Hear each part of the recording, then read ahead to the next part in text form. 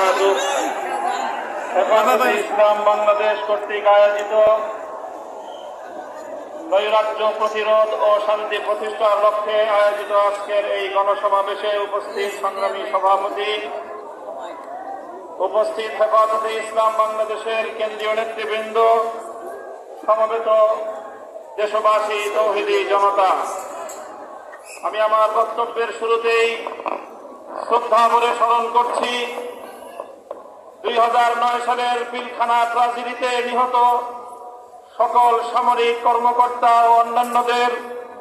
স্মরণ করছি 2013 সালে শাপলা চত্বরে গভীর রজনীতে জালিমের বুলেটের আঘাতে ঝাঁঝরা হওয়া আমার শহীদ ভাইদের। স্মরণ করছি 2014 সালের নির্বাচনের পূর্বে জালিমের নির্যাতনে নিহত সকল বিরোধী মতের শহীদদের। স্মরণ করছি 2021 সালের মোদী বিরোধী আন্দোলনে জালিম শাহী নির্যাতনে নিহত আমার হেফাজতে ইসলামের কর্মী ভাইদের। স্মরণ করছি 2024 সালের কোটা বিরোধী ও বৈষম্য কোটা সংস্কার ও বৈষম্য বিরোধী ছাত্র গণ আন্দোলনে শাহাদাতপ্রাপ্ত 5 শতাধিক আমার সেই তরুণ ছাত্র জনতা সহ সকল শহীদদের। তাদের সকলকে শ্রদ্ধা করে স্মরণ করি এবং এই সকল হত্যাকাণ্ডের বিচার দাবি করি। সেই সঙ্গে এই সকল শহীদদের পরিবার পরিজন এবং যারা আহত হয়ে হাসপাতাল এবং বিছানায় কাতরাচ্ছে তাদের পাশে দাঁড়াবার জন্য দেশবাসীকে আহ্বান জানাই।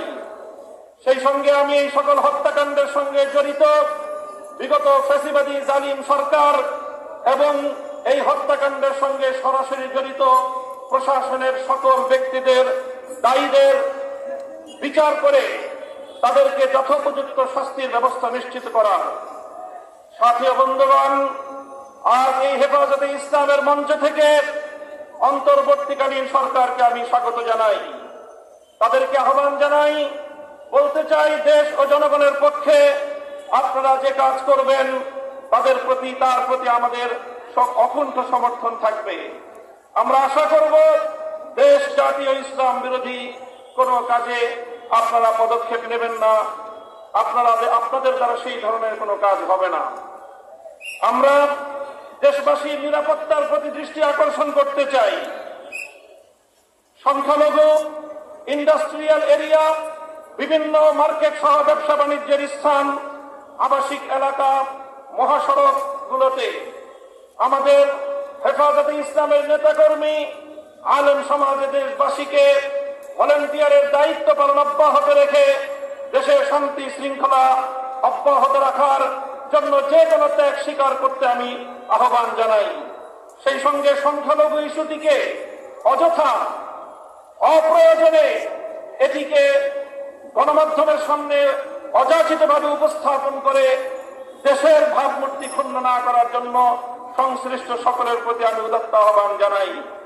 সেই সঙ্গে আমি আজ এই মঞ্চ থেকে স্মরণ করছি বাংলাদেশের লক্ষ কোটি প্রবাসী রেমিটেন্স যোদ্ধাদেরকে, যারা বাংলাদেশের অর্থনীতির মেরুদণ্ডকে সোজা রেখেছে, যাদের রেমিটেন্স যুদ্ধে ফ্যাসিবাদী সরকারের অর্থনীতির ভিত ধসে পড়েছিল।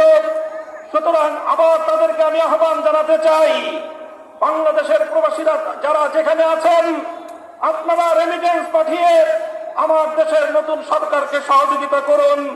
দেশের অর্থনীতি পুনর্গঠনে আপনারা ভূমিকা পালন করবেন। সেই সঙ্গে আমি অন্তর্বর্তীকালীন সরকারকে উদাত্ত আহ্বান জানাতে চাই, রেজিম সরকারের বিরুদ্ধে বাংলাদেশের ছাত্র জনতার পাশাপাশি গোটা বিশ্ব জুড়ে আমাদের প্রবাসী ভাইয়েরা তারা রাজপথে নেমে এসেছিল। আন্দোলন সংগ্রাম করতে গিয়ে স্থানীয় রাষ্ট্রের আইন শৃঙ্খলা পরিপন্থী কাজ হয়ে যাওয়ায় তারা অনেকেই বন্দী জীবন যাপন করছে। কূটনৈতিক যোগাযোগের মাধ্যমে অতি দ্রুত তাদের সকলের পাশে দাঁড়িয়ে আমার সেই সকল প্রবাসী ভাইদেরকে মুক্ত করার ব্যবস্থা গ্রহণ করবেন। বৈষম্য বিরোধী আন্দোলনের প্রধান বৈশিষ্ট্য ছিল অভূতপূর্ব ঐক্য। এখানে স্কুল, কলেজ, ভার্সিটি থেকে আমার মাদ্রাসার ছাত্ররা পর্যন্ত যেভাবে টেকনাফ থেকে তেতুলিয়ায় হাতে হাত রেখে এক অভূতপূর্ব ঐক্যের মেল বন্ধন তৈরি করেছিল, পরাজিত শক্তি ঢুকে পড়ে আজকে মাদ্রাসা এবং জেনারেল শিক্ষার্থীদের মধ্যে ফাটল সৃষ্টি করবার প্রচেষ্টা চালাচ্ছে। ইসলামের পক্ষ থেকে সকল ছাত্র জনতার প্রতি আমি উদাত্ত আহ্বান জানাতে চাই, কোন ষড়যন্ত্রের মধ্যে আমরা পা দেব না, কোন ষড়যন্ত্র কানে তুলব না। আমাদের এই ঐক্যকে অটুট রাখতে হবে। আমাদের মঞ্জিল এখনো বহুদূর। আমাদের এই অর্জিত বিজয়কে মঞ্জিলে মাকসাদে পৌঁছাতে হলে আমাদেরকে আরো বহু পথ চলতে হবে।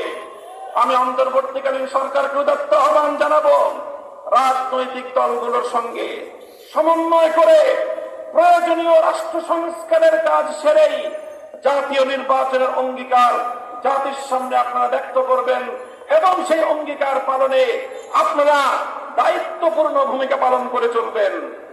পুলিশ সহ আইন শৃঙ্খলা রক্ষাকারী বাহিনীকে দায়িত্ব গ্রহণের অনুকূল পরিস্থিতি তৈরিতে আলেম সমাজের প্রতি উদাত্ত আহ্বান জানাচ্ছি। আপনারা দেশপ্রেমিক সশস্ত্র বাহিনীর সঙ্গে কাঁধে কাঁধ মিলিয়ে থানাগুলোকে নিরাপত্তা দিন। আইন শৃঙ্খলা রক্ষাকারী বাহিনীর সাধারণ যে সকল সদস্যরা নিহত হয়েছেন, নিরপরাধ যে সকল সদস্যরা এই গোলযোগে নিহত হয়েছেন, তাদের প্রতি আমি সহমর্মিতা জ্ঞাপন করছি। সেই সঙ্গে যে সকল দুষ্কৃতিকারী অফিসারদের নির্দেশে এই সরল প্রাণ সাধারণ পুলিশ সদস্যদের জীবন গিয়েছে, এর জন্য তাদের উপযুক্ত বিচার বিভাগীয় তদন্তের মাধ্যমে শাস্তি নিশ্চিত করার উদাত্ত আহ্বান জানাচ্ছি।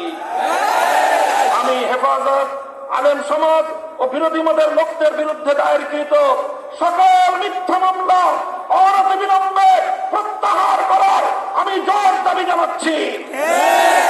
ছাত্র জনতার ফ্যাসিবাদ বিরোধী অভ্যুত্থানের উদ্দেশ্য বানচালের চেষ্টা চলছে, আজও চেষ্টা হয়েছে। আমার ছাত্র জনতাকে আমি ধন্যবাদ জানাই, যারা বিগত সরকারের সবচেয়ে বড় অত্যাচার এবং বৈষম্যের হাতিয়ার বিচার বিভাগকে কলঙ্কিত করবার সেই প্রয়াসকে তারা নস্যাৎ করে দিয়েছে।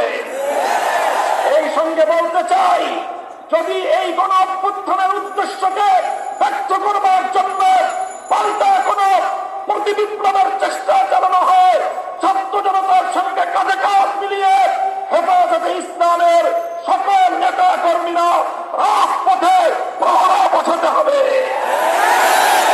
এভাবে ট্রাফিকিং ব্যবস্থার মাধ্যমে গোটা দেশে আমাদের ছাত্র জনতা নির্বিশেষে জনগণের যেইভাবে সেবা করে যাচ্ছে স্বাগত জানাই। অনতিবিলম্বে ট্রাফিক পুলিশদেরকে দায়িত্বে নিয়োজিত করবার জন্য সরকার এবং প্রশাসনকে যথোপযুক্ত দায়িত্ব ভূমিকা পালন করার উদাত্ত আহ্বান জানাই। সংগ্রামী সাথী ও বন্ধুগণ, হেফাজতে ইসলাম ছিল, হেফাজতে ইসলাম আছে। আগামী দিনের জাতির যে কোনো ক্রান্তিকালে ইসলামের যে কোনো প্রয়োজনে রক্ত দেওয়ার জন্য